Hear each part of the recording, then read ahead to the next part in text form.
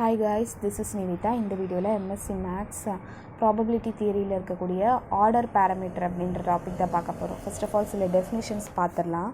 Let the value of x satisfying the inequality P of x greater than or equal to x is greater than or equal to 2, P of X is less than or equal to x is greater than or equal to 1/2 இருந்துச்சு அப்படின்னா அதை தான் நம்ம மீடியன்னு சொல்லுவோம். இந்த ரெண்டு கண்டிஷனையும் satisfy பண்ணிச்சுன்னு வச்சுக்கோங்களேன். First பாருங்கள், P of x greater than or equal to எக்ஸாக இருக்கும்போது உங்களுக்கு greater than or equal to 1/2 இருக்குது. P of x less than or equal to எக்ஸாக இருக்கும்போது உங்களுக்கு 1/2 இருக்குது. அப்படி இருக்கிற பட்சத்தில் நம்ம அதை மீடியன்னு சொல்லுவோம். அதை வந்து எக்ஸ் 1/2ன்னு சொல்லிட்டு நம்ம டினோட் பண்ணுவோம். சரியா? ரிமார்க் என்ன கொடுத்துருக்காங்கன்னா, இஃப் த ரேண்டம் வேரியபிள் எக்ஸுங்கிறது ஒரு கான்ஸ்டண்ட்டாக இருக்குது அப்படின்னா then the center value is such a value x which satisfies the equation f of x is equal to 1/2. So ஒருவேளை எக்ஸுங்கிறது கான்ஸ்டண்ட்டாக இருந்ததுன்னா நம்ம வந்து அந்த வேல்யூ ஆஃப் எக்ஸுங்கிறது 1/2 F of X is equal to 1/2 satisfy பண்ணும். இப்போ இதே வந்து டிஸ்கிரீட் டைப்பாக இருந்துச்சு அப்படின்னு வச்சுக்கோங்களேன், என்ன எதை சாட்டிஸ்ஃபை பண்ணும் அப்படின்னா 1/2 minus P of X is equal to x is less than or equal to capital F of X is less than or equal to 1/2. இந்த ஒரு இன்இக்வாலிட்டியை சாட்டிஸ்ஃபை பண்ணும். இதே கண்டினியூஸ் டைப்பாக இருந்தால் F of X is equal to 1/2 அப்படின்றத வந்து satisfy பண்ணும். சரியா? இது வந்து கேபிட்டல் எஃப் ஆஃப் எக்ஸ், இது வந்து small f of x. Okay, இப்போ நம்ம ஒரு எக்ஸாம்பிள் பார்க்கலாம். Example 3.5.1 let x be a discrete random variable அப்படின்னு சொல்லிட்டாங்க. p of x is equal to 0 is equal to 1/5 சொல்லிட்டாங்க. p of x is equal to 1 is equal to 4/5 சொல்லிட்டாங்க. இதோட median தான் என்னன்னு கேட்குறாங்க. அப்போ ஃபஸ்ட்டு நான் என்ன பண்ணிக்கிறேன், 1 அப்படின்றத கன்சிடர் பண்ணிக்கிறேன். அப்போ p of x less than or equal to 1 இருக்கும்போது நம்ம எதெல்லாம் எடுப்போம், p of x is equal to 0வையும் p of x is equal to 1ஐயும் எடுப்போம். x is equal to 0னா 1/5, x is equal to 1னா 4/5. ரெண்டத்தையும் ஆட் பண்ணும்போது உங்களுக்கு என்ன கிடைக்குது, 4 + 1ங்கிறது 5/5. கேன்சல் பண்ணால் 1 is less greater than or equal to 1/2 தானே. அடுத்தது எப்படி எடுத்துக்கணும்னா, இங்கே less than or equal to 1ன்னு எடுத்த மாதிரி, அப்போ அதான் less than or equal to 1ன்னு எடுக்கும்போது என்ன வேல்யூ வந்தது, p of x less than or equal to 1 is greater than or equal to 1/2ன்னு கிடைக்குது. அடுத்தது p of x greater than or equal to 1ன்னு எடுத்துக்கிறோம். greater than or equal to 1னா வெறும் p of x is equal to 1ன்னு மட்டும் தான் கிடைக்குது. p of x is equal to 1ன்னு கிடைக்கும்போது உங்களுக்கு 4/5 கிடைக்குது. 4/5 வந்து greater than or equal to 1/2 இருக்குது. ஓகேவா? ஸோ அப்போ வந்து நீங்கள் p of x greater than or equal to 1ன்னு எடுக்கும்போது உங்களுக்கு greater than or equal to 1/2ன்னு கிடைக்குது. அப்போ x is equal to 1ங்கிறது உங்களுக்கு இந்த இன்இக்வாலிட்டியை சாட்டிஸ்ஃபை பண்ணுது தானே.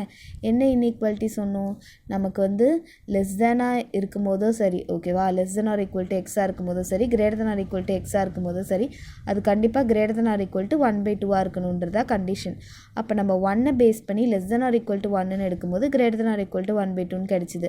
அதே மாதிரி greater than or equal to 1ன்னு எடுக்கும்போது உங்களுக்கு greater than or equal to 1/2ன்னு கிடைச்சிது. ஸோ அதனால தான் நம்ம என்ன சொல்கிறோம் அப்படின்னா 1ங்கிறத அந்த டைப் ஆஃப் கண்டிஷனை சாட்டிஸ்ஃபை பண்ணியிருக்கு. அதனால் x is equal to 1 தான் மீடியன்னு சொல்லிட்டோம். சரியா? அடுத்தது example 3.5.2 let x be a continuous random variable with a density function f of x is equal to 0 x less than 0. cos xங்கிறது 0 less than or equal to x less than or equal to π/2. 0ன்னு வரும், x greater than π/2ன்னு வரும். Median of எக்ஸுன்றதை கண்டுபிடிக்க சொல்லியிருக்காங்க. நம்ம first முன்னாடியே பார்த்தோம்ல, டினோஷன் வந்து x 1/2ன்றதை எடுத்துக்கலான்னு சொல்லிட்டு. இப்போ let x is equal to x 1/2 தான் மீடியன் எடுத்துக்கிறோம். Since the random variable x is of continuous டைப்பாக இருக்கிறதுனால நம்ம ரிமார்க் 2 படி capital f of x is equal to 1/2ன்னு நம்ம சொன்னால் போதும். சரியா? அப்போ நம்ம என்ன பண்ணுறோம் அப்படின்னா, that is non capital f of xனால் எப்படி சொல்லுவோம், நம்ம அந்த இடத்துல இன்டெக்ரல் ஓவர் மைனஸ் இன்ஃபினிட்டிலேருந்து x 1/2 f of x dxோட வேல்யூ நம்ம 1/2ன்னு சொல்லணும். சரியா? ஸோ அப்போ ஃபஸ்ட் ஆஃப் ஆல் பார்த்தீங்க அப்படின்னா உங்களுக்கு லெஸ் தேன் 0ன்னு வருது. அப்போ என்ன பண்ணலாம், மைனஸ் இன்ஃபினிட்டிலேருந்து 0 வரைக்கும் அதோட வேல்யூ வந்து 0ன்னு வருது. ஓகேவா? அதுக்கு பிறகு 0லேருந்து உங்களுக்கு x 1/2 வரைக்கும் உங்களுக்கு வந்து என்ன வருது அப்படின்றது தான். ஓகேவா? ஸோ அப்போ இதுக்கேற்ற மாதிரி நம்ம எடுக்கும்போது இந்த இடத்துல பாருங்கள், மைனஸ் இன்ஃபினிட்டிலேருந்து x 1/2ன்னு இருக்குது. மைனஸ் இன்ஃபினிட்டிலேருந்து 0 எடுக்கும்போது f of xோட வேல்யூ 0. 0லேருந்து x 1/2 எடுக்கும்போது அதனோட வேல்யூ ஈக்குவல் டு 1/2 அப்படின்ற மாதிரி எடுப்போம். அந்த நேரத்தில் f of xோட வேல்யூ உங்களுக்கு எப்படி இருக்குது, cos xன்ற மாதிரி இருக்குது. ஓகேவா? ஸோ இப்போ இது போயிடும். உங்களுக்கு cos x இன்டகிரேட் பண்ணிங்கன்னா sin xன்னு வரும். லிமிட்ஸ் வந்து 0லேருந்து x 1/2 ஈக்குவல் டு 1/2ன்னு வருது. அப்பர் லிமிட் மைனஸ் லோவர் லிமிட்டுன்னு சப்ஸ்டியூட் பண்ணும்போது sin x 1/2 is equal to 1/2ன்னு வரும். x 1/2 மட்டும் அந்த சைடு வச்சுட்டு sin அந்த சைடு கொண்டு போகும்போது sin இன்வர்ஸ் ஆஃப் 1/2ன்றது வரும். sin எப்போ வந்து உங்களுக்கு 1/2 வரும், π/6ல் வரும். So x 1/2 is equal to π/6ன்னு வந்திருக்கு. இதுதான் இதோட மீடியன். ஓகேவா? Next, suppose that the random variable x can take the values x1 is equal to 1, x2 is equal to 0, x3 is equal to 1 with the probability p of x is equal to 1, p of x is equal to 0 oda value 1 by 4, p of x is equal to 1 oda value வந்து 1 by 2 னு வருது. Find median னு கொடுத்துட்டாங்க. ஓகேவா? இப்போ அதாவது நம்ம வந்து என்ன பண்ணுறோம் அப்படின்னா clearly each value in the interval 0, 1 குள்ளே தான் இருக்குது. Because any value of x belongs to the interval must satisfy the condition அப்படின்னு சொல்லிட்டு இதுதான் கண்டிஷன். என்னது? p of x less than or equal to x வந்து greater than or equal to 1 by 2 இருக்கணும். p of x greater than or equal to x ஓட value greater than or equal to 1 by 2 இருக்கணும். சரியா? நான் என்ன பண்ணிக்கிறேன் அப்படின்னா எக்ஸாம்பிளுக்கு x is equal to 1 by 2னு எடுத்துக்கிறேன். அப்போ p of x less than or equal to 1 by 2னு எடுக்கும்போது less than or equal to 1 by 2னா 1 by 2 கீழே, அப்போ -1ம் 1ம் வரும். கரெக்ட். -1ம் 0வும் வரும். 1 by 2 கீழே இருக்கிறது வந்து -1ம் 0வும். ஸோ -1 ஓட வேல்யூ 0 ஓட வேல்யூ எடுக்கும்போது 1 by 4 + 1 by 4. ஸோ அப்போ வந்து உங்களுக்கு 2 by 4னு வரும். கேன்சல் பண்ணிங்கன்னா 1 by 2. ஸோ அப்போ 1 by 2 greater than or equal to 1 by 2 தானே. அடுத்தது பார்த்தீங்க அப்படின்னா p of x greater than or equal to 1 by 2னு எடுக்கிறேன். greater than or equal to 1 by 2னா p of x is equal to 1ன்னு வரும். இப்போ equal to 1 எப்போல்லாம் உங்களுக்கு ஈக்குவல் டு 1ஆக இருக்கும்போது என்ன value? 1 by 2. So 1 by 2 greater than or equal to 1 by 2னு வருது. So இப்போது உங்களுக்கு இதுவுமே வந்து சாட்டிஸ்ஃபை ஆகிடுச்சுல்ல. ஸோ அதனால் வந்து மீடியன் வந்து எக்ஸோட வேல்யூ 1 by 2னு எடுத்துக்கிறோம். அவ்வளோதான். இப்போ ரேஞ்ச் ஆஃப் வேரியேஷன் பார்த்தீங்கன்னா it is a position parameter which also serves as a measure of variance. அது வந்து ஆக்சுவலி பொசிஷன் எங்கே இருக்குது அப்படின்னு சொல்கிற மாதிரியான ஒரு பேராமீட்டர் தான். அது வந்து மெஷர் ஆஃப் வேரியன்ஸையும் மெஷர் பண்ணும். ஏபி தான் வந்து அப்பர் அண்ட் லோவர் லிமிட் அப்படின்னு வச்சுக்கோங்களேன். உங்களுக்கு அப்போ அந்த ரேஞ்ச் வந்து b - a அப்படின்னு எடுப்போம். ஓகேவா? அதே மாதிரி குவார்டைல் ஆஃப் ஆர்டர் பின்னு எடுக்கும்போது the value x satisfying the inequality p of x less than or equal to x greater than or equal to p of x greater than or equal to x is greater than or equal to 1 - pன்னு வரும். ஓகேவா? So இது வந்து quartile of order p அப்படின்றது. இதை தான் நம்ம quartile of order பின்னு சொல்லுவோம். அதை வந்து நம்ம என்ன சொல்கிறாங்க, எப்படி டினோட் பண்ணுவாங்களா? xpன்னு டினோட் பண்ணுவாங்க. இப்போ செமி இன்டர் குவார்டைல் ரேஞ்ச்னா என்னது? குவார்டைல் டீவியேஷன்னா it is defined as x 3 by 4 minus x 1 by 4 divided by 2னு வரும். Median is the quartile of order 1 by 2 and it is denoted by medianங்கிறது quartile of order 1 by 2னு வரும். So x 1 by 2னு எடுப்போம்.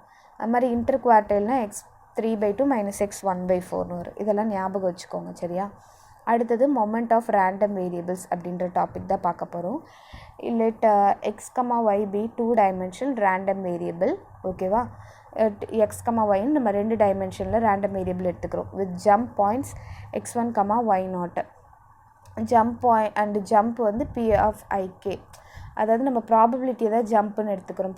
Jump பாயிண்ட்ஸுங்கிறது x1, y0. அப்போ e of g of x, y is equal to summation of I, summation of k, g of xi, yk, pik அப்படின்னு வருது. ஓகேவா? Expectation கண்டுபிடிக்கும் போது g of x, yக்கு நம்ம எக்ஸ்பெக்டேஷன் கண்டுபிடிக்கும் போது அதோட value summation I, summation k, g of xi, yk, pikன்னு வருது. is called the expected value of g of x, y. if the inequality எப்போ அது வந்து உங்களுக்கு வருமா, இந்த எக்ஸ்பெக்டேஷனோட வேல்யூ எப்போ இதுக்கு ஈக்குவலாக இருக்கும் அப்படின்னா summation I, summation k, modulus of g xi yk ஓட இன்ட்டு pik ஓட வேல்யூ லெஸ் தேன் இன்ஃபினிட்டியாக இருந்தால் மட்டும்தான், இந்த இன்இக்வாலிட்டி சாட்டிஸ்ஃபை ஆனால் மட்டும்தான் உங்களுக்கு expectation of g of x, y ஓட value equal to summation of I, summation of k, g of xi, yk, pik அப்படின்றது வரும். ஓகேவா? அப்போ நம்ம அப்படிப்பட்ட ஒரு expectation of g of x, y தான் நம்ம mean of the random variable x, yன்னு சொல்லுவோம். ஸோ x, yங்கிறது என்னது? நமக்கு 2 டைமென்ஷனல் ரேண்டம் வேரியபிளாக இருக்குது. ஓகேவா? அடுத்தது பார்த்தீங்க அப்படின்னு சொன்னால் let x, y be a random variable of continuous டைப்பாக இருந்துச்சு with the density f of x, y இருந்துச்சுன்னா let g of x, y be a Riemann integral. ஓகேவா? அப்படி இருக்கிற பட்சத்தில் உங்களுக்கு expectation of g of x, y கண்டினியூஸாக இருக்கும்போது உங்களுக்கு எப்படி வரும்னா integral over minus infinity to plus infinity, integral over minus infinity to plus infinity, g of x, y into f of x, y dx dyன்னு இருக்கும். இதை நம்ம expected value of the function g of x, yன்னு சொல்லுவோம். உங்களுக்கு வந்து ஒரு condition இருக்குது. எப்போனா if the integral defined in the above equation absolutely கன்வர்ஜஸாக இருக்கும்போது, that is integral over minus infinity to plus infinity, integral over minus infinity to plus infinity modulus of g of x, y into f of x, y dx dy is less than இன்ஃபினிட்டியாக இருக்கும்போது உங்களுக்கு அதனோட expectation வந்து அந்த வேல்யூவாக இருக்கும்னு சொல்கிறாங்க. ஓகேவா, இது வந்து mean of the random variable g of x, yன்னு சொல்லிட்டாங்க. அதுக்கப்புறம் இன்னொரு டெஃபினேஷன் என்னென்னா, the expected mean value of the function g of x, y is equal to x power l y power n வந்து நம்ம எப்படி டிஃபைன் பண்ணுறோம் அப்படின்னா, summation of I running from 1 to infinity, summation of k running from 1 to infinity, xi power l yk power n pik அப்படின்னு வரும். ஓகேவா, இப்போது if x and y are discrete random variable which takes the values xi yk with the probability pikவாக இருந்துச்சு அப்படின்னா, அப்போது அதனோட value பாருங்கள், integral over minus infinity to plus infinity, integral over minus infinity to plus infinity, x power l y power n f of x, y dx dy. If x and y are the continuous random variable with joint density f of x, y, it is denoted by e power xl y e power n வந்து mln அப்படின்ற மாதிரி குறிப்பாங்க. ஓகேவா, இப்போ நம்ம ordinary மொமெண்ட்டுங்கிறத சொல்ல போகிறோம். இப்போ 2 dimension random வேரியபிள்னு எடுத்துக்கோங்களேன். இப்போ இ ஆஃப் எக்ஸ்ன்னு இருந்துச்சுன்னா ஆக்சுவலி அதோட மீனிங் என்ன அர்த்தம்னா E of X power 1 into Y power 0ன்னு அர்த்தம். ஓகேவா, அப்போ நம்ம அதை மொமெண்ட்டில் எழுதும்போது m10ன்னு எழுதுவோம்.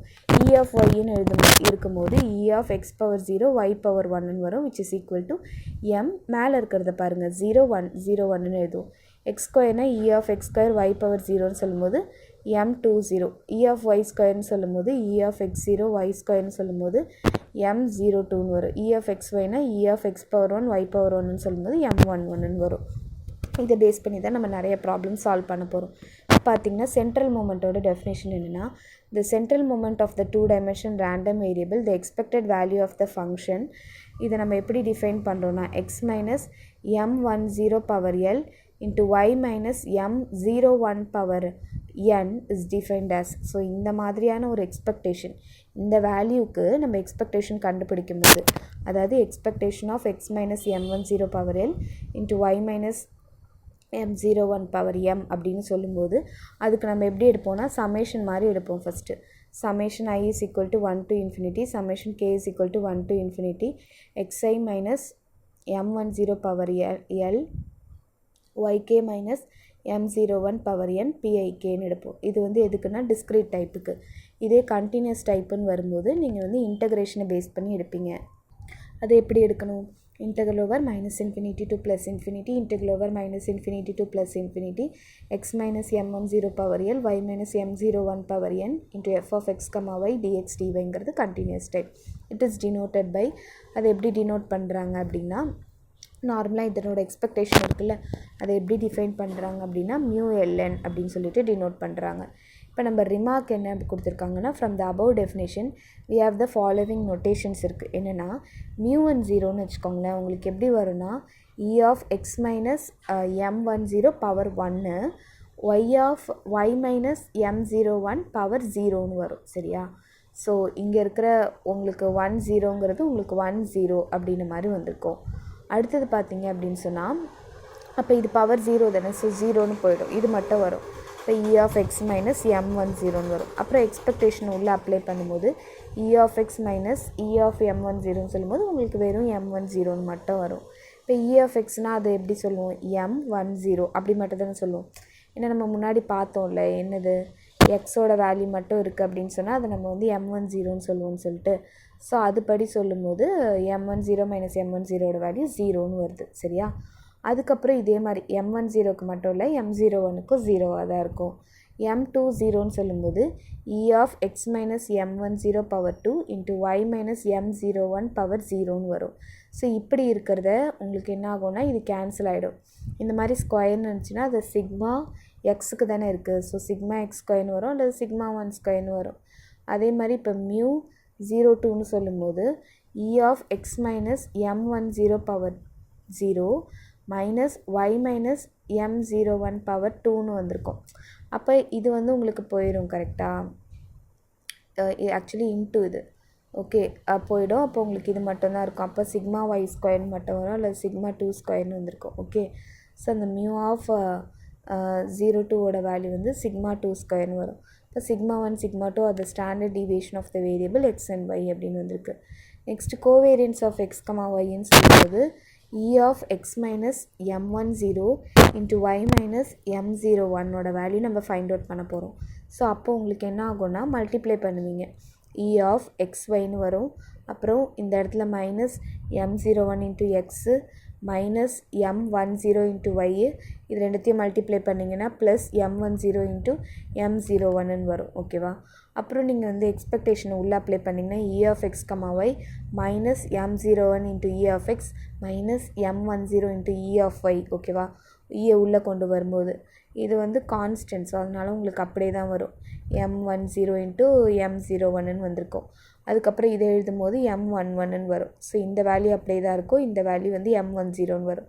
இந்த இடத்துல m10 வரும். yனா வந்து என்ன வரும்? m01ன்னு வரும். இந்த வேல்யூஸ் அப்படியே தான் இருக்கும். இப்போ உங்களுக்கு எப்படி மாறும் அப்படின்னா இந்த வேல்யூவோ கேன்சல் ஆகிடுச்சு அப்படின்னா, சாரி 1 செகண்ட், இங்கே வந்து 10 இருக்குது, இங்கே 01 இருக்குது. 1001 இது வந்து மைனஸ், இது வந்து ப்ளஸ், கேன்சல் ஆகிடுச்சுன்னா m11 மைனஸ் அதை மாற்றி கூட எழுதிக்கலாம். m10 அதை இந்த டேர்ம் வந்து மாற்றி கூட எழுதிக்கிறாங்க. m10 m01ன்னு எழுதிக்கிறாங்க. அப்போ covariance of xy is equal to m11ன்னு இருக்கும்போது E of xyன்னு எழுதுவோம். இது வந்து E of xன்னு மட்டும் வரும். இது வந்து E of yன்னு மட்டும் வரும். ஓகேவா?